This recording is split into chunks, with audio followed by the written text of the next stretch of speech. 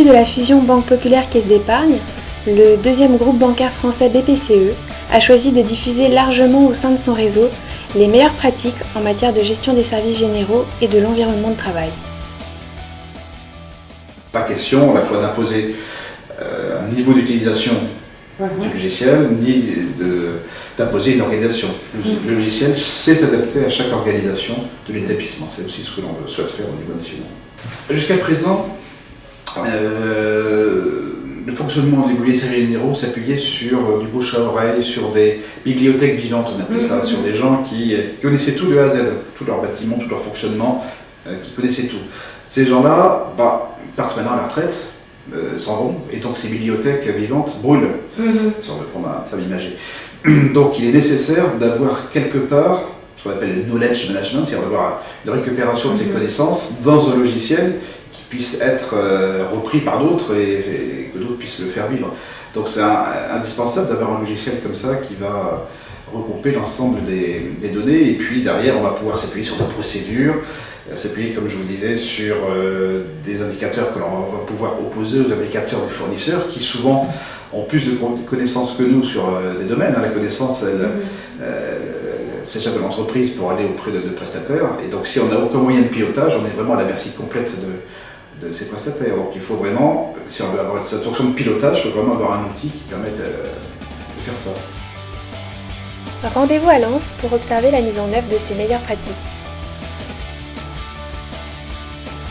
Donc la Caisse d'épargne en France Europe, c'est 260 agences, 2300 collaborateurs, donc répartis sur l'ensemble de la région Nord-Pas-de-Calais. Et donc c'est 300 sites pour 110 000 m². Donc la direction des moyens généraux gère les domaines immobiliers, logistique et sécurité de l'entreprise. C'est une équipe de 30 personnes, 15 personnes au niveau de l'immobilier, donc 7 personnes au niveau de la logistique, 5 personnes au niveau de la sécurité, et puis du personnel transversal.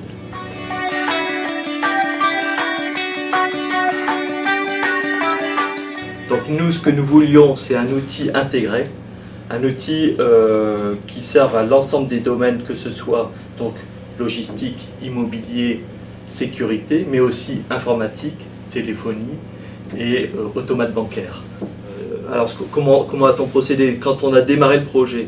D'abord on a géré la mise en place du logiciel Kikimos en mode projet. On a pris le parti de traiter tout de suite l'ensemble des domaines, donc que ce soit informatique, sécurité, immobilier, etc. Bien évidemment au niveau des gestionnaires de la direction des moyens généraux et de l'informatique, là oui, il y a eu une formation, un accompagnement par la société Kikimos. Pour ce qui est de l'organisation, il n'y a pas eu d'impact majeur, puisque globalement, lorsqu'on a créé la Caisse d'épargne en France Europe, donc au moment de la fusion, on avait déjà dans l'idée d'avoir un outil intégré, on savait déjà comment on allait fonctionner. Ce qu'on a revu par contre, ce sont nos process de fonctionnement interne, donc au quotidien, par rapport à ce nouvel outil.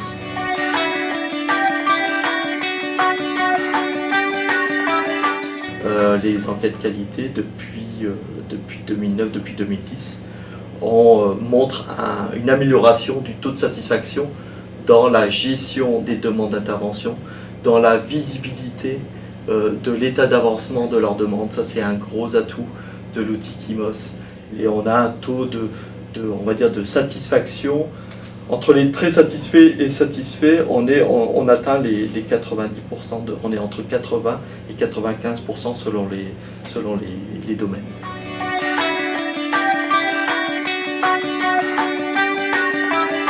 Les éléments clés de la réussite de ce projet, moi je le vois à 3 niveaux. Le premier élément, c'est une forte implication de l'ensemble de l'équipe et surtout de l'encadrement de la structure qui va prendre le projet en main.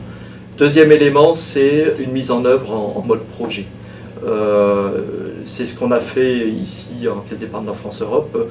On a mis en place une structure en mode projet avec un chef de projet, des responsables de domaine, un gestionnaire de données, avec des réunions régulières d'état d'avancement et un comité de pilotage.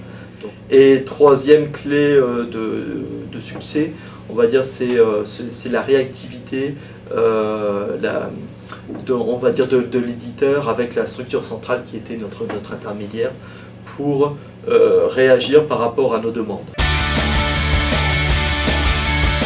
Avant la mise en œuvre du projet, il est nécessaire d'importer dans l'outil l'ensemble des données disponibles afin de constituer le référentiel unique.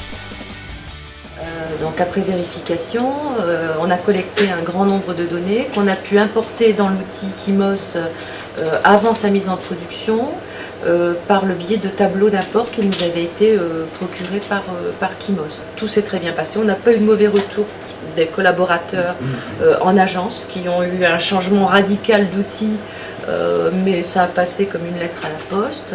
Kymos a avancé avec nous et on avançait avec eux. Donc c'était presque un partenariat parce que comme nous on développait l'ensemble des modules, il y a beaucoup de demandes d'évolution qui ont été faites. Non pas parce que l'outil ne répondait pas aux attentes, mais parce qu'il fallait quelquefois aller plus loin dans la démarche. Dans le cadre de la logistique des moyens généraux, la gestion des plans en lien avec la base de données et AutoCAD permet d'optimiser la gestion des surfaces. Voyons comment procéder à un inventaire physique des équipements d'une agence. Je vais dans l'agence, donc avec mon appareil, je dis que je vais démarrer une session d'inventaire et je commence par dire, voilà, je vais faire un inventaire qui s'appelle mixte, c'est-à-dire qui permet de relever aussi bien du mobilier existant que du nouveau mobilier. Je dois dire où je me trouve, donc il me demande sur quel site je me retrouve, donc j'ai déjà codifié ici le site immobilier sur ma page. Dans un deuxième temps, il me demande où je me trouve. Je me retrouve dans le bureau du directeur, qui est ce local-là. Il reconnaît le local. Et il me dit, maintenant, je vais recenser tout ce que je vais retrouver dans ce bureau. Donc je relève le code barre qui est là. Il me dit que c'est un caisson. Si je veux à ce niveau-là, je peux rajouter une information. Couleur ici, ce sera peut-être plutôt les dimensions que je vais renseigner. Éventuellement une notion sur la teinte, des choses comme ça. Et je valide. Et donc tout ça, ce sont des informations qu'on collecte, et qu'on va mettre à jour dans la base de données. Et tout ce que je viens de collecter, il me le transforme sous forme d'un fichier texte. Et c'est ce fichier texte qui va dialoguer avec l'application et qui va mettre les données à jour dans la base de données. Avec la collecte des données via PDA, la base de données et les plans associés se mettent à jour automatiquement et en temps réel. Voilà. Donc là, c'est un cas extrêmement simplifié. On a une représentation simplement géographique des localisations. Donc, le code barre qu'on retrouve ici, au niveau de la caractéristique de ce local, c'est vraiment le code barre qui se trouve physiquement pour identifier les locaux. Grâce à ces informations-là, le code et le code barre, on arrive à faire dialoguer le plan avec la base de données. Après l'inventaire des données, découvrons comment Alain Salé et son équipe gèrent la maintenance et le suivi des interventions sur les équipements techniques référencés dans la solution logicielle. Nous suivons les dépannages, les demandes de dépannage effectuées par les agences. Donc nous avons du matériel de sécurité installé dans toutes nos agences, matériel de sécurité à la fois électronique et physique. Donc ce matériel, comme tout matériel, peut tomber en panne et donc le principe c'est de faire la mise en dépannage le plus rapidement possible. Donc c'est l'agence, dès qu'elle constate un défaut, un dysfonctionnement, une panne, elle fait la demande directement dans la base, donc ils ont accès dans toutes les agences, ils font directement les demandes et ça arrive directement chez le prestataire. Donc nous servons, on va dire, l'intermédiaire. La gestion des contrats permet d'optimiser le suivi budgétaire et de mesurer la performance des fournisseurs, avec notamment la saisie de rapports d'intervention.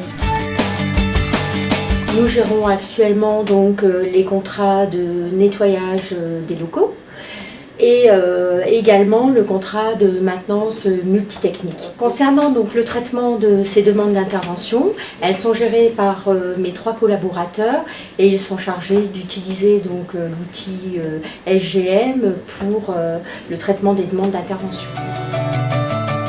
Le succès de la mise en œuvre de la solution repose sur l'implication des équipes.